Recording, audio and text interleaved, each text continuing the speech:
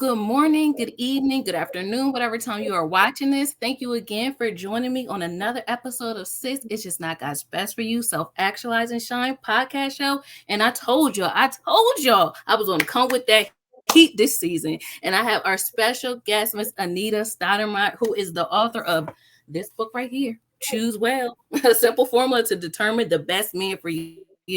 And guys, I just want to tell you a little bit more about Miss Anita. So she is a professional therapist. So look, I had to come with the heat. Like, she knows what she is talking about. And also a love mentor who founded the Better Love movement. So today I wanted to talk to her about how we as women can win being feminine, being in our receiver role, and also how to allow men to be men. Because I know like sometimes we just can be in our masculine a little bit, but we're going to work on that. So this is why I decided to have Miss Anita Stoudmire as our special guest on this episode of Sis, It's Just Not God's Best for You. So thank you again, Miss Anita, for joining me. I just love your content. Thank you so much for having me. I appreciate it. Yep. Thank you. You're welcome. Like, you are like that good auntie that gives me that like reassurance that I need. Like, girl, get your mind right. What are you doing? Like, you deserve more. So I really was excited to have you. So thanks for joining me. And I will take that. I tell a lot of younger women that, yes, I don't mind being that seasoned auntie or, that mama figure, whatever it is, or sister, whatever it is. I don't mind, because I tell a lot of women, this is not just theory we're talking. This is my life experience. So. Even better. So about your life experience, is that how you got to write the book? I wanted to talk about it. So what was your inspiration behind writing this book, if you don't mind sharing? I just needed to write a book to my younger self. So the 23, 24-year-old me, 25-year-old me, it's the book I wish I had. And I wanted to catch women, a little bit younger, but you know what? If you're not in your 20s, even if you're in your 30s or your 40s, I have some girlfriends in their 50s that they read this book and they had aha moments like, wow, okay, I get it now. But it was the book that I really wanted and needed when I was in my 20s on how to choose a really good guy.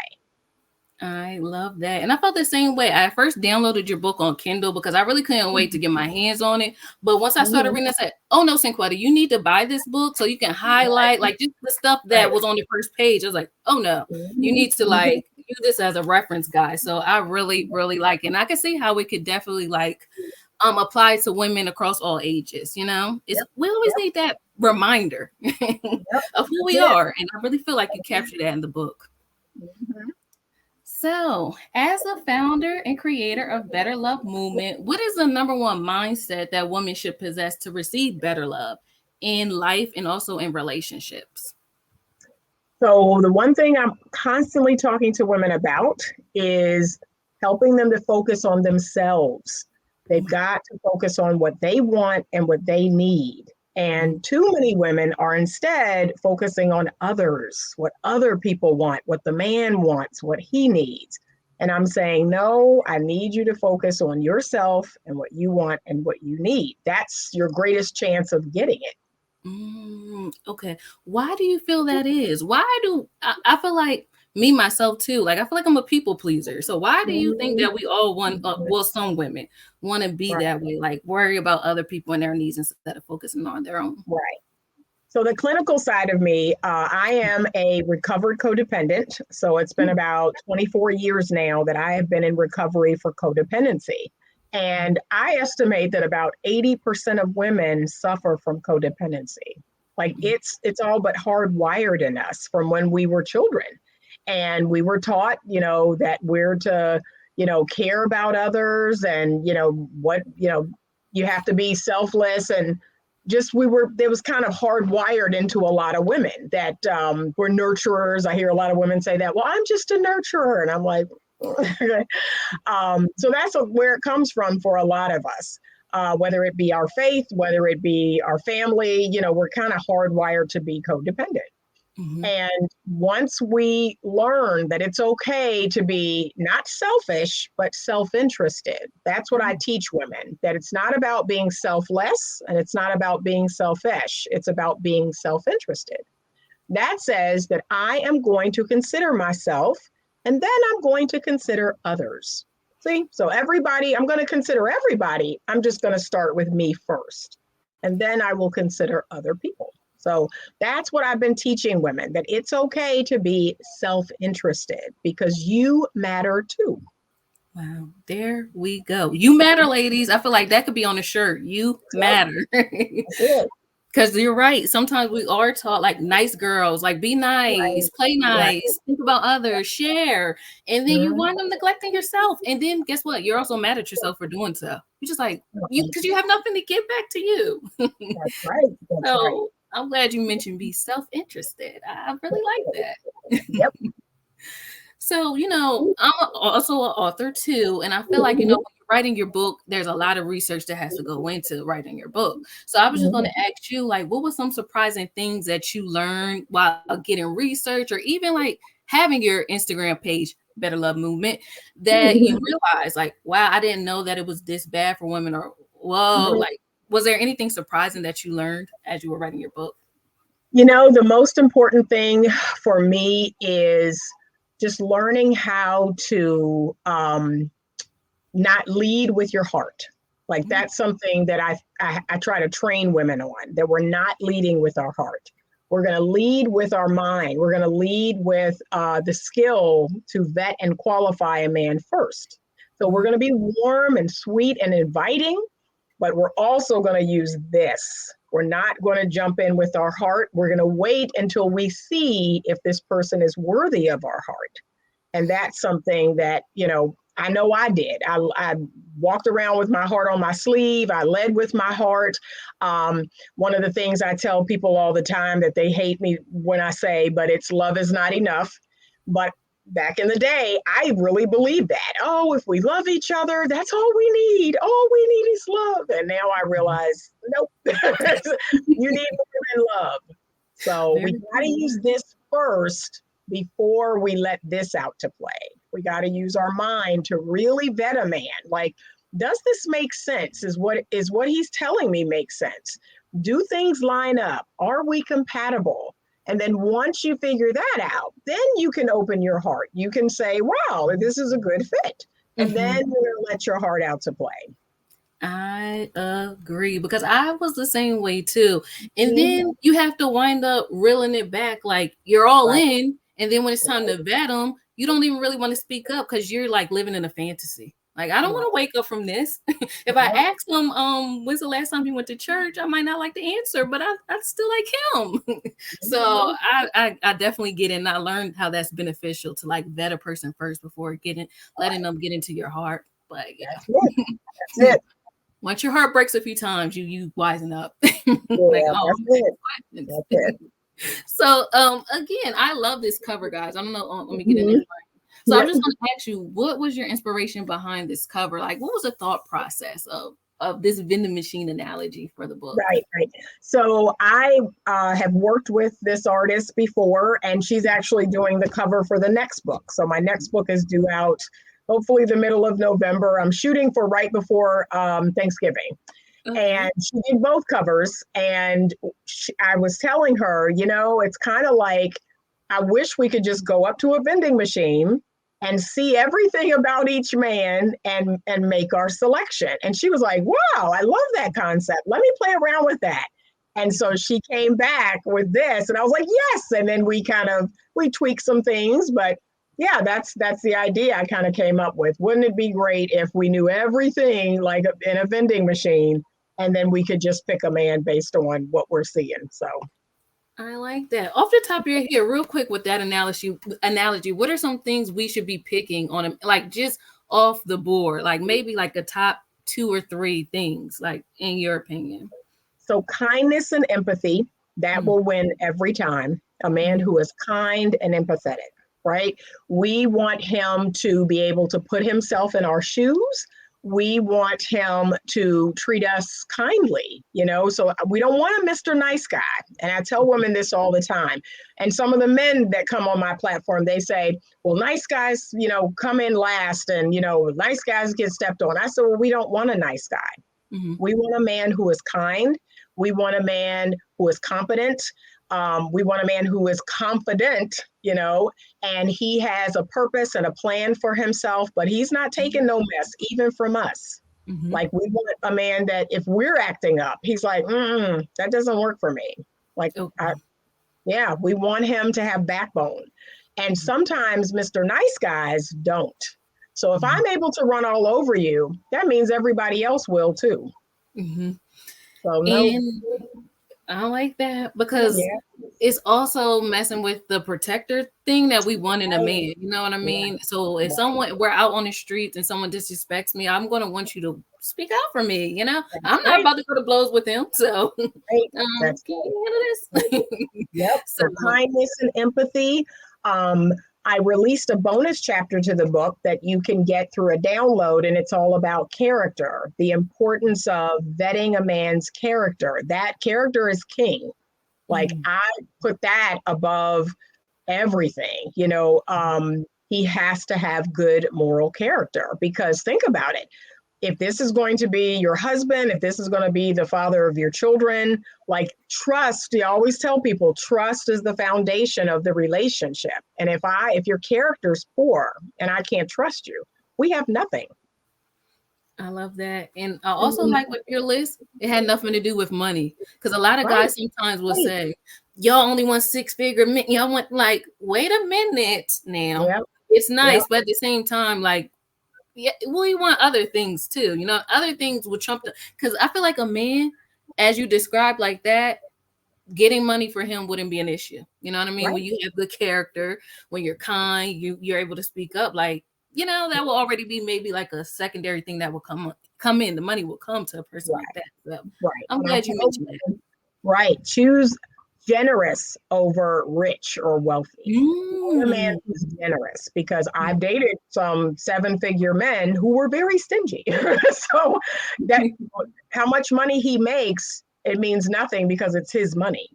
If I don't have access to his money, who cares? That was good. That was good. And I just have a follow-up question about the book as well. Out of all the chapters that you wrote, I'm pretty sure everyone is your favorite, but do you have a favorite chapter in the book that you just like, I want women to like, this is the one they really need to focus on? So the chapter that is all about the 10 most underrated qualities in a man, chapter 11. That is my favorite chapter. And it's because, just as you said, I've worked with so many women and they're making their 3 lists and they're putting things on that list that I'm like, you're really leaving out some things that are important. I really want you to read chapter 11 about what are the 10 most underrated qualities. It is those qualities that, based on my research, women who are in long-term, happy, healthy marriages, those are the qualities that their men have. Ooh, that is good. I'm probably going to start on that chapter next. Wow, I like that. And the fact that you have research to back it up. Right, that's it. I told y'all, you know what you're talking about. So I'm going to transition a little bit. So as a licensed professional counselor and love mentor, in your opinion, what's the number one toxic mindset or trait that you observe that us women have? Because I don't want to, sometimes people try to say my content is male bashing, but it's just like, no, I just want us to do better and choose better. So what's something that we can work on, like as far as a mindset goes, that you're just like, all right, this is going to hold you back, like in your opinion, that you can speak on? Well, recently I've been talking to women more and more about the entitled mindset. The mindset that, just because I am a woman, that I am entitled to a certain type of man, or I am entitled to a certain type of lifestyle. And that's kind of like, I think about my children, and, I have 3 grown children now, and their dad and I have worked really hard. Like, we're both, entrepreneurs, we're both business owners. We've worked really hard and we've given them a really great life. However, we have made it very clear to them that, once you graduate college, and we're, paying for that 100%, but once you graduate college, you're not going to live in a home like your dad and I. You're not going to drive a car like your dad and I. It's up to you to create that life for yourself. It's up to you to kind of figure out what your life is going to be like. You've got to make strides in your own life to have a great life. You can't ride on the coattails of someone else. You've got to figure that out for yourself. And so, how does that relate to women in dating? So, a woman will, in my opinion, sometimes she will expect too much too soon. Like she will say, if a man is interested in me, I expect these very expensive gifts or very expensive dates. And I'm thinking, okay, but you all are really just meeting each other and he's trying to get to know you, you're trying to get to know him. And so you can do that without having these really expensive gifts or really expensive dates. That's not necessary. Now, if you find that, oh, wow, I really like this person, we're actually a good fit, to me, there's levels to it. That's what I want women to understand. You come in, there's levels to kind of where you all are going to go. And it's just like when I posted about the different levels of benefits. So there are dating benefits, there are girlfriend, boyfriend benefits, there are husband benefits. So there's levels to this thing. And it's the same with women.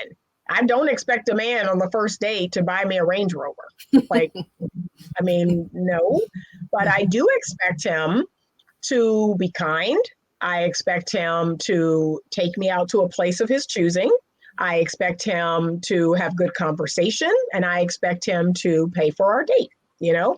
And in return, I have given my time, my smile, my feminine energy to him. You know, we've had a really good time. Hopefully he leaves that date feeling good and I leave that date feeling good. Wow. I am so glad you explained the difference because I was having a little trouble figuring out like entitlement and then settling or like, okay, Right. what am I supposed to ask for without sounding like I'm entitled? But the way that you just broke that down, it's Yeah. my question.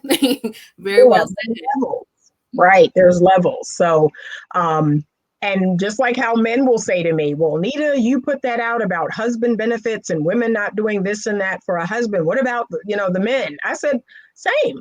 I don't think a woman should expect you to pay all her bills and you all aren't married.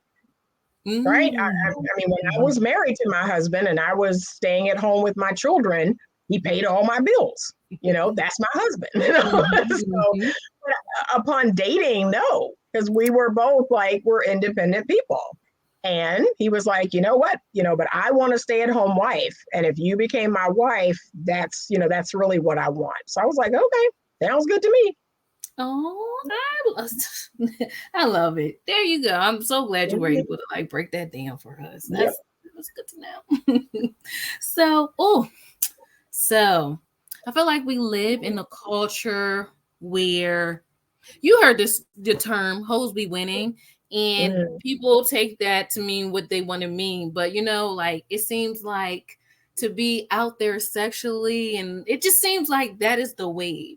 So can you explain to us what your no free sex movement means? And can you also shed some light on the non-sexual value of a woman? Because sometimes I think women feel like that's what they have to give. You know what I mean? Someone takes them out, does nice things for them. All right, let me reward them with this. They don't know how to just say, oh, everybody can do what they want. But sometimes women do feel like they want to maybe bargain with their body. That's the only way that they can like show that they're appreciative. So yeah, can you talk about that a little bit more?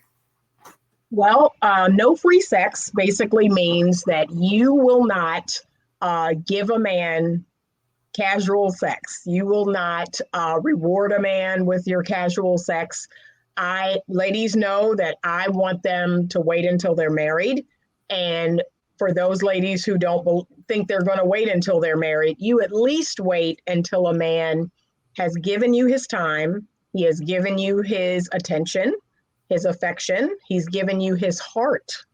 He's given you exclusivity and commitment. Like you require that in exchange for, and it's not about money, because I wore my free sex, no free sex shirt today at the festival. And so a lot of men came up to me and was like, well, how much is the sex? I said, it's not about money. It's not going to cost you money. It's going to cost you time and effort and your heart. It's going to cost you your exclusivity and your commitment. So I've always told women, if a man makes that proposition. Let's say they say now that after 3 dates, you're supposed to be having sex. So they say, well, what do I say? Because on the third date, they're saying we should be doing something. Mhm. And you know what I always say? I say to a man, oh, well, I believe that sex is an expression of love. So are you trying to say you love me? And I just wait. And usually he's like, well, I'm like, no, you don't. And that's my way of saying you don't love me. And so why would we have sex with each other? Like, you don't love me. We're not married. No, but that's a clever way that you can let a man know that may be one of the requirements you have is you need to love me and you need to invest in me. You need to care about me. And you don't, not after 3 dates. I like that. That's a good, because they don't like dropping that love bomb, that love word. Right. And But most good men are not. They're not going to lie. They're not going to, I do love you. They're not going to lie. They're going to stutter. And then you're going to say, well, then there you go. We don't love each other. And then that will buy you a whole lot more time. I like that. And I think it's interesting how you said the men came up and said, see, they're always trying to find a loophole, Yep. Wow. Mm-hmm. See, I'm going to hurt them. Okay. So, in your opinion, what problems can arise when a woman tries to level up or build up a man? Sometimes I feel like in this generation, men are looking for a partner. Like, you gotta bring something to the table too, and you can't. But how do you feel about that when men in particular think like that? And is it ever in our interest to help build a man up or level him up? Right. So one, I've never been asked that question. And for the record, in the last year, I have been on about 50 dates. And I've never had a man ask me that question. So I always think it's funny when I hear it because I'm like, I've never been asked that question, but okay. But here's what I will say. A lot of it does depend on where you are in life, right? So I met my former husband. I met him, he was in medical school, and I was out of undergraduate. I was working as a teacher, and he was in medical school. And so we met. He had a vision. He had a plan for his life. He told me what that plan was. We sat down. He was like, this is my plan for my life. This is my vision. This is what I see happening. And then there were some things that we both kind of contributed to. Okay, well, if we're going to be together, what would that look like? I even added to that plan. And he basically wanted to know if it was something that I could walk beside him in that plan. So it wasn't me building him. It wasn't me, paying for him. It was simply, can you walk beside me on my purpose or on my plan? And I said, certainly, I certainly could. I could support that plan because it's a good plan. And once we decided that we were going to get engaged and get married, I supported him in many ways that weren't financial. I kept our home, I kept our daughter, I helped him study, or he would, be doing rounds. Sometimes it's as simple as just not adding more stress, right? So if I knew he had a 12, 14-hour day, I did not add more stress. Like, I kept myself busy. I had things that I did, ladies associations and different things that I did with my time. So a lot of it's, it's not money, it's not financial, it's that type of support. But he had his own plan. And that's why I tell ladies, if you're younger, yes, to be honest with you, if you're between the ages of 21 and 30, you are technically dating a man for potential because that's all there is. Like a 25-year-old man, I mean, he doesn't have any history of doing anything other than finishing school. So, and that was our case. So I was like, okay, I'm seeing this guy in medical school. I don't have anything else to go on, but you know what? I think I like the plan. I like what he's showing me and what he's telling me. And I can buy into that. But here's the thing. You don't offer up much. You see what he's going to do. Like, he's telling you the plan and he's executing it. And then you're coming alongside him. Now, if you're over 30, 35, yes, he should be somewhere. So that's a different story. He should have something that he has acquired in maybe 10 years from graduating from college. So, yes, you want him to come with what he's done, and you're going to come with what you've done. There shouldn't be any building of a man over 35 or any potential because he's over 35. He should show you something. So a lot of it depends on where you are, what age you are in terms of how much, I guess, building. But I still don't call it building. Even at 25, I say, let that man have a plan, let him have a purpose. You come alongside him in that purpose. And you let him, he's leading that purpose. He's leading his plan the whole time. I like that. He doesn't need any buy-in from you. Because, Right. sometimes I feel like in our generation a little bit, it be people that's up and coming rappers, up and coming musicians, and they kind of need help. They try to spend money on studio time, so they want to live with you, so they don't gotta use all their money. So I like that the fact that your husband had your ex-husband had like a plan in mind. He didn't need your help; he just needed your support. He already That's had it figured out. So that's it.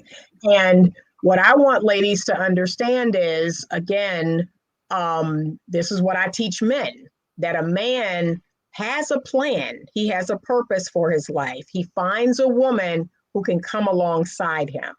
And if she can't, if she wants to do something different, or if she wants him to do something different, do not engage with that woman. Your plan and your purpose is your number one design for your life. Your woman comes alongside of it.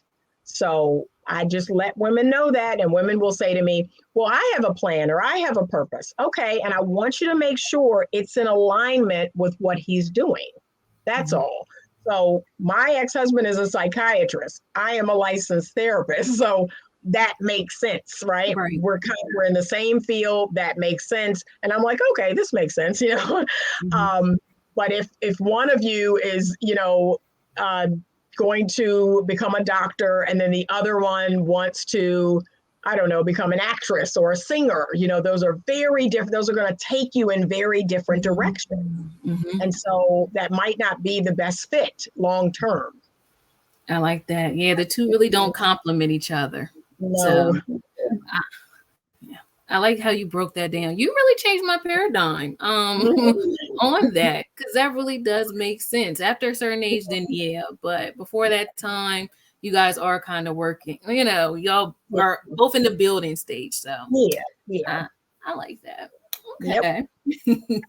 So, earlier, I know we talked about again, maybe if we're in our 20s, we're still building. So, in your opinion, are dates to places like Applebee's, Ruby Tuesdays, Olive Garden, are those kind of dates considered like low effort in your opinion? And if so, why or why not? So this is what I tell women.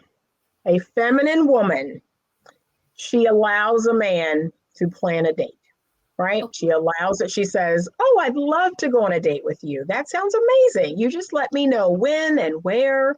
You just let me know the plan. I always use that word. You let me know the plan. And a feminine woman accepts what a man gives her. So there's only three responses when we're thinking about a man and what he brings us. We may accept, we may reject, or we may tolerate. I really discourage tolerating. If a date like that is something that you don't like or don't want, then you will reject. You will simply state, oh, thank you so much. However, I'm not a big fan of, chain restaurants. Like you could say that. I'm not a big fan of chain restaurants, or, I'd love it if we had a date somewhere that was a little nicer. You could say that, but you could reject. But what I often tell women is, I want you to accept what he brings. And then on that date, you can make mention of other places that you've been to that you like. You can see if you can kind of steer him towards, places that you like. But in my opinion, a man who has taken time to plan, he has taken time to plan, he has made the initiative to ask you out, he's paying for that date. That to me is what masculine men do.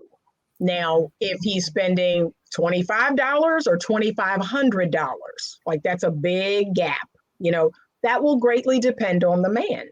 But the woman, a feminine woman, she has to either accept, reject, or tolerate. Like those are the only three options you have. So you search yourself in your heart.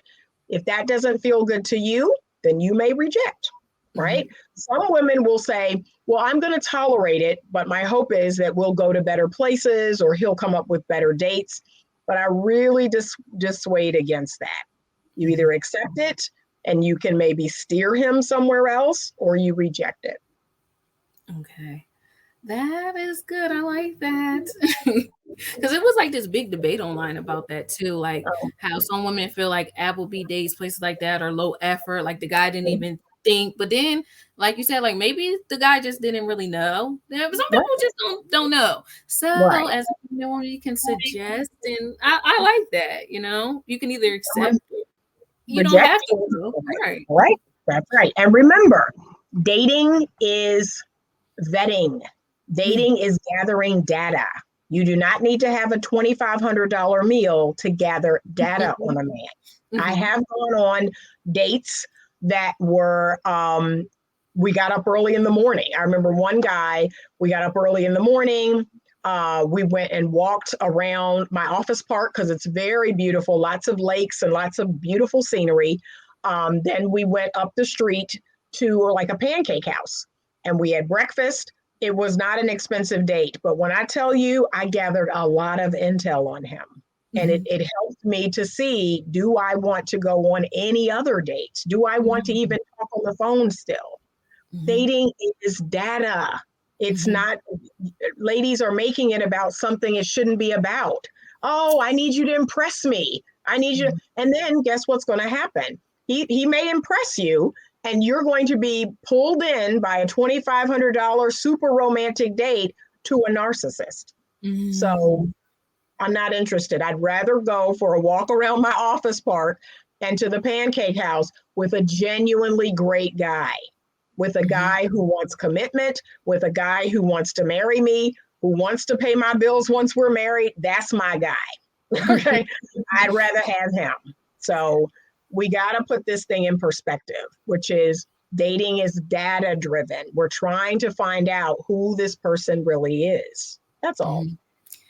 And that's good. I think sometimes we as women can sometimes feel like, oh, he didn't spend enough money on me, so I must not be worth. Like sometimes we take it more personal. Like you said, we're reading more into it than we should. Right, like sometimes we attach our value to it. So then it is. And like I said, there was a time where when I was dating my then husband, and he was, to be honest, a broke medical student, but the dates were all about get to know me, figure out who I am. I'm getting to know you and what you like, what I like. Like the dates were back then would have been considered low effort. But this is now a man who, according to Kevin Samuel's standards, is a high value man, is a 7-figure earner. So yeah, don't cut off your nose in spite of your face. Oof. You said a word. That's very true. And kind of like you were saying, like some of these men that can spend that money, you don't know what they do or what they did to get that money. They could really be scammers, posing. So yes. All right. So in your opinion, or can you offer up some suggestions of what would be a feminine date? I feel like you kind of already shared based off your experience, but places like walks in the park, going out, different sceneries. Any other suggestions? One of my favorite suggestions is you all doing something that you've never done before, right? So pulling both of you out of your element. I remember one of the best dates I've been on in the last year was we went to one of those high ropes challenges, right? So I'm not a big fan of heights, I'm not a big fan of heights, and he had never been, but I gave him the challenge of, let's do something adventurous. And so he racked his brain. He's like, okay, I came up with this high ropes challenge and we have to put on a helmet and we have to go way up in the trees and we have to be clipped in. And we did that. And at the end, you are going to zip line down. Mhm. And so it really helped us to see a side of each other that was kind of out of our element, right? So we got to see a side of each other that wasn't all prim and proper sitting at dinner. It was kind of scary. And he was like, oh, I'm getting to see what she's like when she's scared. And I Mhm. got to see him, kind of out of his element too, because he had never done it before. So I like dates like that. I like Mhm. dates where you're not quite in your element. You're really getting to know that person on a deeper level. I like dates like that too. Because, like they Mhm. said, kind of avoid movies because it's Yeah, quiet. You yeah, guys aren't really talking. right, right. So, a good activity, like an outdoorsy thing that the two of you Mhm. never try, is a good idea. I like Yep, that. I like to play golf, so I've been on a lot of golf dates.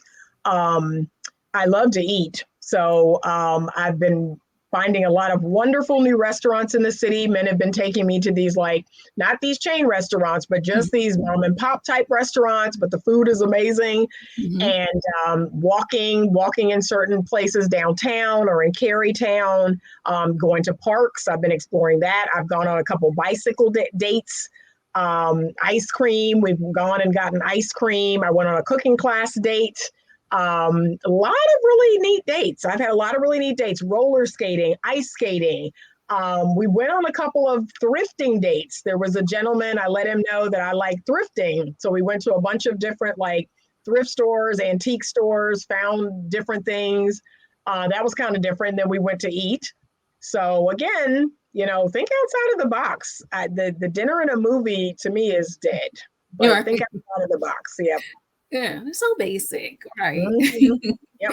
Those were great suggestions. I Mhm. really like that. I'm glad you shared. So there are some men that think they are a catch because they do the bare minimum. Mhm. However, how can women determine if a man really is a catch? Like, what are some things that, and I feel like it may go with our question about like the things men should have, like kindness and, Mhm. being able to speak up for themselves. That could be similar, but how can we really qualify if a man is a catch, besides being male and doing the basic Yeah. things? Uh, The number one thing I think is very unique. Like, it's these men are becoming unicorns now. So the number one thing is that he will pursue. Oh, And I've even seen in my dating journey that men are no longer pursuers. Like, hmm they don't know how to pursue a woman. hmm And they might make that initial reach out, whether it's through an app or they see you and they have your number. They may make an initial reach out and then they just stop. They go just go. stop. Yeah, you'll have an initial date and it's like they'll just stop. They'll Mhm. just stop. They'll stop, calling and texting and continuing to initiate. And that's the biggest thing, is men who will pursue. So men who are consistently pursuing you. And ladies, it's your job to reciprocate. That's Mhm. what I'm always telling women. I'm not calling men first, texting men first, but when they call, I'm happy to hear from them. When they Mhm. text, I text them back, and it's usually a little longer than what they texted me. That's my way of showing I am interested, but I'm open to your pursuit. I'm Okay. not going to pursue you, but when you reach out, I'm going to be like, hi, I was just thinking about you earlier. How's your day going? See, that lets him know, okay, she's happy to hear from me when I call. But when you do not call, I am not going to run after you. I am the girl, and I Right. want to stay in that role as the girl. I like that. Out of sight, out of mind. Right, pretty much. I'm living my life. Mhm. So that's good. Okay. So a man that would pursue. Do you think that maybe social media and dating apps and things like that maybe took the pursuit out for men? Maybe like It maybe made them like has. a little lazy. I don't. It Which has made why do you them think that very is? lazy, very lazy. I mean, because here's what the science even tells us. So, social Mm-hmm. media, dating apps, even for women, and I have to be aware, I have to be really aware of this. So, I'm not on the app, I'm on the app maybe twice a week. I try Mm-hmm. not to go on it every day. I try not to look on it every day. And same with social media. So this is what the science tells us. Social media, dating apps, they are offering up a hit of dopamine. So every time we're on there, we're seeing something we like. Ooh, okay. Ooh, okay. Ooh, okay. See, we're getting that hit of dopamine. And before that, the only dopamine hit we could get was calling up a woman. Hello. Oh, she answered. Hi. Hey, yeah, remember me? I saw you at this such and so's party. See, that was our dopamine hit. And then when the conversation was over, nothing. Then he says, I'd love to take you on a date. Oh, that sounds wonderful. Next dopamine hit. Oh, you're picking me up. Or, oh, we're meeting at the date. See, the dopamine hits were farther between, right?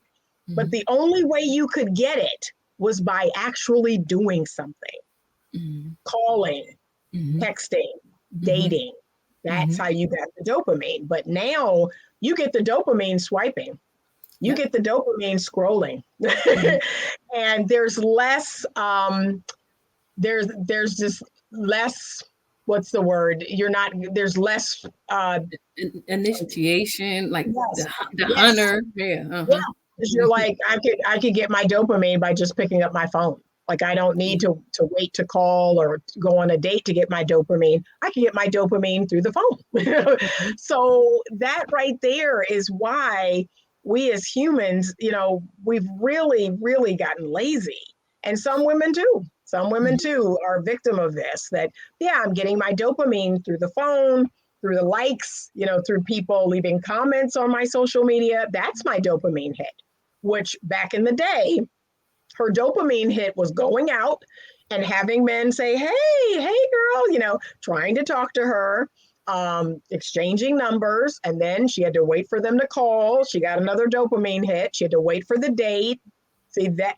And that made us do something because we were like, man, that call felt really good. Maybe I should ask her on a date, But now we're flooded with it. We're flooded with it. And a man is like, yeah, I've got my dopamine hit for the day. I'm not calling you. I've just scrolled on Instagram. I've just flipped through my app. Yes, I agree. And I feel like also we're getting that dopamine by doing like the bare minimum as well. Like we could be on the toilet getting the dopamine. We could be like in our bed, it requires nothing really.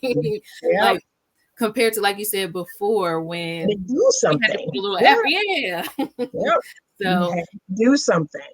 And so I've been encouraging the few men that I work with. I don't work with a lot, but I do work with a few men. And I say, be brave, do the courageous thing. Start calling, start texting, and start, FaceTiming, start going on dates. Be brave. There's a huge reward to doing that. And so I am telling them, stay off the app, stay off your phone all the time because it's making you lazy. Yes, and I feel like we all have probably been there where, like, all right, you might like somebody on the app and then see them in person. It's just like, versus if you already seen them in person, you already know that initial attraction is there. Right. So I don't know. I still like the meeting in person. It could be at the grocery store, the gas station. I feel like that's my problem. I got to get out more. At least so I can be seen. But he's not going to see me in his house. So yeah, I like going out more. So that is good. Okay. So, a man that pursues ladies, that is a man that catch. He's a good, a man who's courageous. And that's, like I said, that's becoming few and far between now. So he's got to initiate. Because, a lot of men want to be pursued nowadays. Right. That's a thing. So, I definitely agree. Okay. So, like I feel like a few months ago was this big debate, but I want to get your opinion on it. Monique, the comedian, she was telling women, stop going out with pajamas, bonnets on, present yourself as queens. And a lot of people, let me not say surprisingly, she got some pushback on what she said. But how do you feel about what she said? And also I want to tie that into feminine attire because you talk about that on your content as well. Like some things aren't feminine, it could be cute, but it's not feminine. So I want to get your thoughts on feminine attire and how we should present ourselves as well. Right. So Monique is from my generation. So women in our generation, that's how we were trained. That's how we were taught that wearing, and I even feel that way about being on lives. Like, I think it's completely inappropriate to be on a live in your bonnet, in your pajamas, just not looking your best. To me, you're inviting thousands of people possibly into your home. So for the record, anyone who's coming into my home, whether that's through my front door or through my computer camera or my phone camera, I am dressed appropriately. And that's why I tell ladies, even you don't even have to go out into the street. If you're on camera and thousands of people are looking at you, it's as if all these people are in your living room. Would you invite someone over and you're dressed like that? I know I wouldn't, I would not, So let's say thousands of people are watching this. I want to make sure that I'm dressed appropriately. I'm in a space, this is my studio space. I'm clean, I'm appropriate. This is my studio space. That makes sense to me. Just like if I were to have you come into my home for this interview. And I want women to have that same mindset that when you're on camera or when you leave your home, you're now in a public space. There is a way for you to dress when you're out in public. And let's be honest, ladies, you never know who you're going to run into. You never know. Your husband could be at the grocery store. Your husband could be at, like you said, the gas station, and you're not looking your best. He's like, nah, I'm good. No. So yes, I agreed with everything she said. I've said similar things, that we have got to take pride in our appearance. And I've encouraged women, have a minimal look, right? So I have a minimal look. Like even when I'm going to the gym, I have what I call my minimal look. And I always use concealer, I always have my hair, looking good. And even if I don't have my brows, like even if my brows are not done, I still have what I call the minimal look. So I am still, if my husband walked up to me, I'm like, hello, I'm still presentable. I have presentable clothes on, I have my minimal look. So I just tell women, what's your minimal look, that even if you're running out to get milk, that's what you're going to look like. And then you're going to come back. But to wear your pajamas, your slippers, your bonnet, no. We gotta get away from that. We gotta make sure that we are dressed appropriately to have company in our home or to go outside of our home. Whew, now that was a great analogy, because I know good and well if I'm invited them into my house, I'm gonna even you do that with your house, like it could be a mess, but if somebody comes, let me straighten up real quick. So if I do that for my house, why wouldn't I do that for myself? Like, I like that. That really opened up my mind. And not to say that I go out the house wearing a bonnet, but I just really I hope that kind of puts it home for some people that may be on the fence. Like you said, I'm just going to get some milk, but you just never know.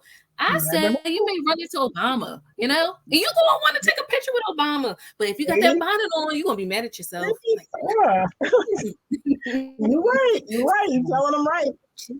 Just never know. So like you said, just have your bare what they even have it on YouTube called a natural no makeup look. So it's still light, but you still got a little something on, it's not the whole beat glam lashes, everything, but just a little something. And I feel like it also helps with your confidence. Like when you look a little put together, you put that effort in, you feel good. You show up differently, So, I agree. I'm glad you touched on that. Okay, so this is the question I really wanted to ask, and what really prompted me to reach out to you to do this interview. So I want to ask you, even though I kind of know the answer, but for the people that don't know, can a woman truly be feminine in a 50-50 relationship, or where the woman is splitting the bills financially with the man? Can she still be in her feminine? Why or why not? So this is a conversation you want to have upon dating, and you want to be clear on what the roles will be and how everything will be divided. Okay. When we're talking about polarity, we are in search of equity, not equality, right? There is no equality in romantic relationships. So when Okay. people say men and women are the same, I'm like, no, they're not. No, they're not. We need to stop that. Men and women are not the same. People who are much older are not the same. We're going to give them a certain amount of respect that we would not give maybe to someone our own age. So we want equity. We want equity. And as a woman, I do want to be treated special by a man. I do want him to hold the door open. I want him to, lift heavy things for me. I want him to walk on the side of the street that has the cars. I do want to be treated as special because, yes, I am worth protecting. But these are conversations couples must have early on. They must have these conversations early on. And again, I know my ex-husband and I did. We sat down. He says, nope, I'm not interested in you working full time and trying to juggle our family and me trying to juggle our family. He's like, I know I can't do that. I'm going to be a doctor and I'm not going to have the time or the energy to come home and juggle the kids. And I don't want you having to work all day and have to do that too. So he told me early on, I want a stay-at-home wife and a stay-at-home mother, and I'm going to provide for us financially. I'm going to give you a stipend every week. That is what feels right to me. I said, great, that feels right to me. So we were a great fit in that regard. And we each had our roles and they were very different. But when we stayed in our lane, everything worked beautifully. So women have got to talk about that. They've got to say, this is my expectation. I want to work part-time. I want to stay at home. I want to work, here and there, or I want to open a business from home. Like, you have got to make all of this known. Because here's the thing, and I tell ladies this, there can be no true 50-50. Because what did we just say? There is no equality in romantic relationships. He cannot carry the baby half the time. He cannot breastfeed the baby half the time, right? There are things the man just cannot split. And so I want women to rest in their femininity. I want you to fully accept your role. I love being a mother. Everybody knows that. My kids have been my greatest gift and my greatest teachers. I loved everything about it. My husband respected the fact that Anita is doing something I can't. And so therefore, she's going to sit at home and do that. And I'm going to take care of all of our bills. I'm going to take care of everything so she can be really good at that. Right?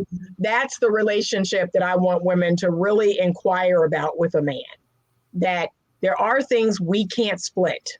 And so for us to say, oh, but we're going to split all of our bills down the middle. One of us is still in a deficit.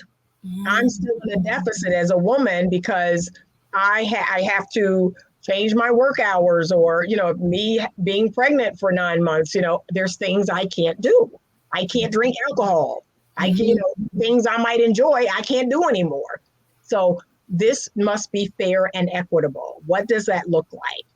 Now, keep in mind, ladies, if you want a provider man, yes, there will be a certain amount of income he will have to bring in. So if you're making 80 and he's making 40, yes, I mean, he can't provide technically because he's making way less than you. So choose well. You have to choose well. And I knew that going into my situation. Let me choose someone who can provide 100%. That's a part of your choice too, is don't get mad because the man you're dating works at the post office and, he can't pay for all our bills. Well, I mean, he works at the post office and that's an honorable profession. But if you, make far more money than him, common sense says he can't provide 100% for the lifestyle you have. So keep that in mind too. So you really only have two options. One, you're going to be a part of the financial providing if you want to maintain your lifestyle and you're dating someone who makes the same or less than you. Or two, you're going to allow him to provide 100% under his lifestyle. So whatever he can afford, and he can pay for 100%, that's where you'll be. So if you don't like that, then yes, if you're like, well, I'm making twice as much money as him and I like being able to go out, I like taking trips, I like living in a certain home or driving a certain car, then if you're going to marry him, you will have to add to that because he can't. Like that's just plain old numbers. He cannot. And you can try to encourage him to make more money. You can try to encourage him to, get a better job and make more money. But that's the reality. And I see that with my couples all the time. The wife makes way more than the husband. And yes, she does have to contribute. And I've even asked, can she contribute 30%? And he contribute 70. And she contribute, what can you all do? So maybe it's not 50-50, maybe it's 70-30. Maybe it's 60-40. Maybe it's 80-20. Have that conversation. But here's the thing you need to know. Depending on who you choose, you only got two options. Live within his means or contribute to. That's it. Okay.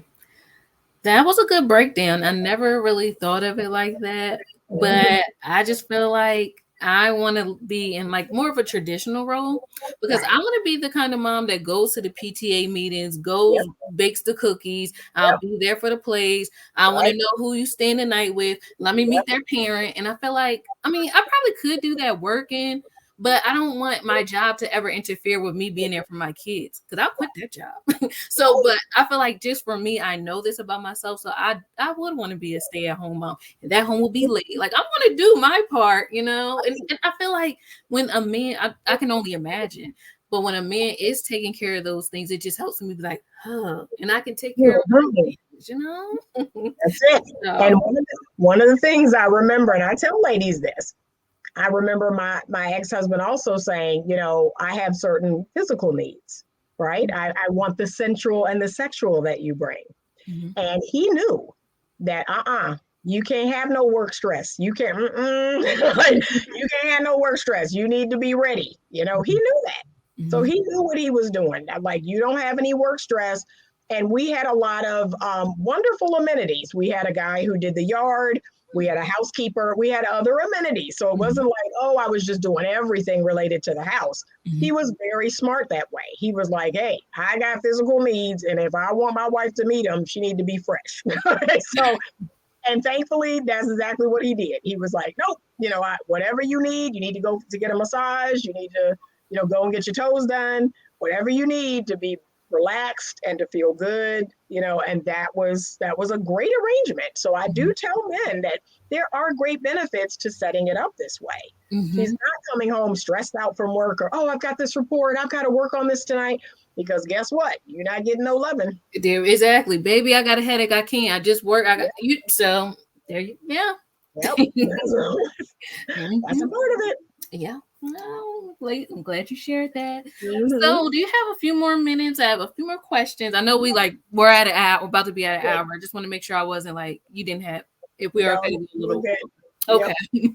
So, I want to get to know like a little bit about you and your dating experiences. So, can you share with us some of your dating pet peeves? Like, what's the things that you hate that you experience that men do, whether it was like from ghosting, taking a long time to text you back, finding out they're already in a relationship? Like what's your dating pet peeves? Like I said, my number one is men who don't take initiative. So men who either they're doing a lot of calling and texting, they're not scheduling dates. They don't take initiative because they're kind of waiting for you to plan something. That will never happen. Men who do fall off. So they do fall off and then they kind of return. That's not a good feeling. And I just make sure and let them know, like, that doesn't feel good. And they're like, well, I got kind of busy. I had to do this and that for a couple of weeks. No, that doesn't work for me. And you just have to say that. You're sweet.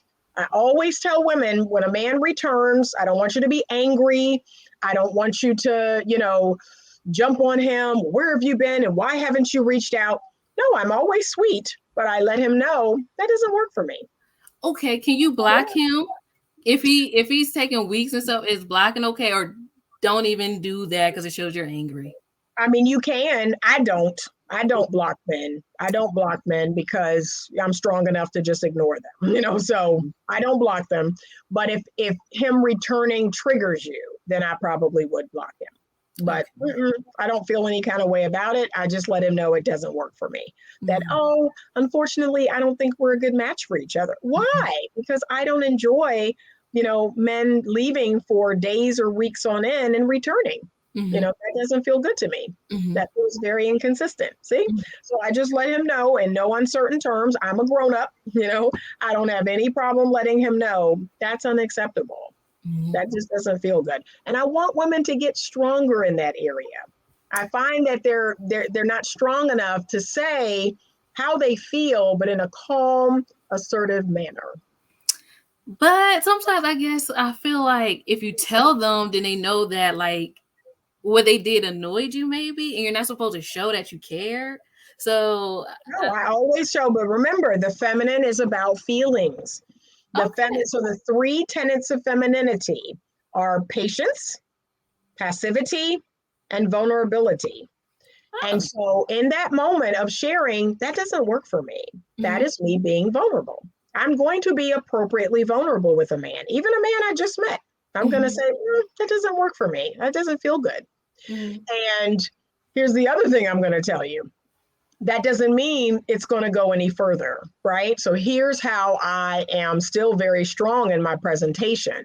So if he continues to try to, I'll do better next time, this and that, I just say, well, I just don't think we're a good fit. And then that's it. I don't answer his calls anymore. I don't respond to his texts. Like, my word is my bond. Okay. So that's it. That's how you remain unbothered. You're vulnerable. And if you don't want to deal with him anymore, then you don't. That's it. Good. Tell us the 3 feminine, what is it? The 3 feminine? So feminine women are passive, and women hate that word, but they are passive, meaning I'm not an initiator, I'm a receptor. I receive. Okay. So I'm the passive one, and the man is the assertive one. I'm passive. I am patient. And women are really bad at that. They're really bad at being patient. But feminine women are patient. So that's something I want all women to really work on. Work on being patient. Work on allowing a man a chance to reach out to you, to call you, to text you. Work on if he needs a few days to kind of get warmed up to ask for the date. Now, he doesn't get weeks. He gets a few days. If a man takes 3 or 4 weeks to ask you on a date, I'm not interested. And I let him know that, I'm not interested. This is taking too long. You're not sure what you want. I'm not interested. But be patient, and then be vulnerable. Be appropriately vulnerable with a man. I am never afraid to tell a man how I feel. And I do it in a way, again, that is direct. And it's kind, but it's pretty direct. Like, oh, that doesn't feel good. Oh, well, and usually here's what happens though, when you do this, the man kind of checks himself. He feels bad. He feels bad that you actually said, oh, you disappearing for a week. That didn't feel good. That doesn't work for me. That's not something that, feels good at all. And he's like, oh, I'm so sorry. Oh, I had this going on. And you're right. I should have texted. But then your next move is nothing. Like you don't allow him back in. You say, nope, that just doesn't feel good to me. And hopefully he learns and he does better the next time. Okay. I'm glad you shared that, because I feel like I felt like I was always taught, like, you're not supposed to let them see you sweat, don't show how you feel, don't show emotions, act like you don't care. But that could have been very masculine. Yeah, like, it's okay to speak up for yourself and say what it is. Okay. And trust me, when you're expressing vulnerability, so when people hear vulnerability, they think crying or, oh my God, no, we're not doing that. Okay. You don't need to cry. You don't need to appear visibly worked up. You just, in a calm manner, say how you feel. Like, that didn't feel good. that felt very hurtful. That felt, very dismissive. It doesn't feel good to be dating someone and they disappear and then they come back. That just does not work for me. Like I say it exactly like I just said it. That doesn't work for me. And then I do something about it, which is, we're done. We're done. I just don't respond anymore. And that lets them know, wow, she meant it. She meant it. She's not having it. And I'm like, no. I like that. Do you mind, Georgiana? I hope I'm saying your name right. She just came in late. So can you talk about, tell us your book and your channel, because you do have a YouTube channel, but you also have an Instagram page. So I do. So I am Better Love Movement everywhere. So Better Love Movement is my podcast. Better Love Movement is my YouTube channel. My Instagram and Facebook is Better Love Movement. That it's everywhere you go. My website, betterlovemovement.com. Okay. And let me tell you a little bit about the book. It's called Choose Well, a simple formula to determine the best man for you. So I wanted to give two of your followers or listeners or folks who are watching, I wanted to give away 2 copies of the book. So I don't know how you can determine who would win a copy of the book, but I have 2 copies to give away. So I'm going to let you figure that out, Synquette, and you just pick 2 people and, give me their address and I can mail them a copy of the book. But it's available on Amazon. That's where you can pick up a copy of the book, Choose Well. And if you get a copy, please leave a review. I'm trying to get a few more reviews on Amazon. Oh, great. Okay. Thank you. I didn't know there's people. So let's go ahead and Georgiana, your name is on the screen. If you can I'll put up my email address so you can get in contact with me. We'll get to her since she asked. Yep. And I also want to give a special shout out to I hope I'm saying her name right, Miss Shia Allen. She shared this from her YouTube channel to her subscribers. So we have a few people in here. So I would like to give the book to her. So I can probably coordinate and reach out to her at least on her channel. And we'll get to see the book out to her and I'll connect with you. Awesome. So I will mail that out to them. You just let me know their names and their addresses. Okay, we'll do. And I may give someone a book too, because I forgot my IG people. So Lights on Empowerment. She has been commenting a lot, engaging on Instagram. So I will give her the book. So I'll connect with her because this book is oh my gosh, we should have a girl, I don't know, a girl talk about it. I don't know. That would be neat. A book club will give something like that. I would Sounds good. Because this book is worth it. Okay. So my last few questions.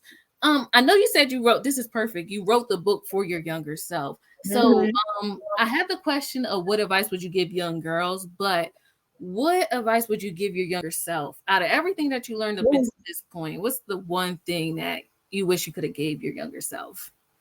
I would first of all tell her to abstain. You want to abstain. You want to abstain. That is such a precious gift. And you want to make sure that the person you give it to is truly worthy, that the person you give it to is safe, that the person you give it to is going to honor and respect you and cherish you. So abstain, ladies. And it's so funny because I've had a couple of people come to my page. My most latest post got blown up by a couple of men. There were a couple of men on my latest post where I showed a woman with her legs crossed and it said closed until marriage. And there were a couple of men who came to the page and they just blew it up and said how toxic I was for suggesting that. And so then I said, so ladies, I want you to pay attention that there are men in this space telling you to give them free sex. Because I'm wrong for telling you, to be wise about who you give your body to. And that's what I want women to understand, that of course men are going to support the idea of, oh, a woman should have sex with whoever she wants because that benefits him. Right. It doesn't benefit me to tell you. I mean, I'm trying to protect you. Clearly, that's why I am telling you this. But I left their comments up. I did not, because they said, oh, she's going to delete our comments. I left their comments up because I wanted women to see, yes, there are men who are saying this mindset is toxic to women. That, oh, can you believe she's telling women to abstain and to not have sex until they're married? Yes, that's exactly what I'm saying. And that's what I would have told my younger self is most of the trauma that I've been through in my life is because of that, giving men free sex. Mm-hmm. And those days are over. Those days are over. I am waiting on my husband. Even now, I am waiting on my next husband, my last husband. So, I love that. And that's great advice. It's almost like, wouldn't this be the advice for the naysayer men? But wouldn't this be the advice that they would give their daughters, or they would want their mama or aunties or something to take heed of? So it's just like, don't be divisive, guys. Right. Don't try it. Yep. So thanks for sharing that. Mm-hmm. That is very good advice. Yep. Okay. So I'm going to turn this back over to you. Again, if you could tell us more how we can get the book again, and also about your upcoming book. And any other final parting thoughts you want to leave with us? Okay. So Choose Well was written for the single woman. And it is a part of a 2-part formula that I created. I believe, this is according to my theory, that there are 2 things that must be in place for you to have a happy, healthy, long-term relationship or marriage. The first thing is you have to choose well. Who you choose matters. Like, you can't just pick any old body, right? And then the second thing is you have to do well. And that's the second book. So the second book is for all my ladies who are in relationships or in marriages. It's going to give you some tips and tools on how to be the best feminine woman you can for your boyfriend, your husband, your fiance. It's going to teach you how to be in the relationship and to be really happy and to have your man be really happy. So choose well, do well. Those are the 2 things you have to remember for the happy, healthy relationship. One thing I've always told people is men tend to choose well. Men tend to choose good women, but guess what? They drop the ball when it comes to doing well. They get in the relationship and they do things that are not good for the relationship. That's how men get into trouble. Here's the flip side. Women don't choose well. They tend to choose a guy that's not a good fit. They're not compatible, or he's just not a good guy. And then they get in a relationship and they try to outdo who they chose. And it never works. It never works. You cannot outdo a bad choice. So that's why I need women to get this, learn how to pick a good guy, because I believe that most women are going to do pretty good in their relationships. Like, they're going to be loyal and faithful. They're going to do things for their man. They're going to be loving and kind. But if they're doing those things for the wrong man, it's not going to make a difference. I agree. Yeah. So choose well up front. Right. Date. Ask questions. Enforce your boundaries. That's it. I feel like a lot of the work has to be done before you even start dating. So that's why this book is important. Yep, it does. You have to do the work before. So the follow-up book, and I'm going to see if I can find the title, because I actually just came up with the final title. I had been going back and forth with the title of the second book, but it is called Do Well. And I want to say, let me see if I can find it, because I just finalized it. I was going back and forth, and then I said, yep, that's it, And I always, I like to write down ideas that I have, and I put them on a piece of paper, and I put it under my pillow. and I sleep on it. I literally sleep on it. And usually he will confirm, yes, that is the title, or yes, that is what you should write about. Like he always confirms when I do that. So that's a little tip, that if you have a question, if you have something that's concerning you, write it on paper, put it under your pillow as you sleep. And God will kind of give you an answer. He will speak to you at night. That's when your subconscious is most susceptible. That is so true. It's even scriptures that say, you know, and God came to me in a dream, and he came to me in a Right. dream. Like, that is very true.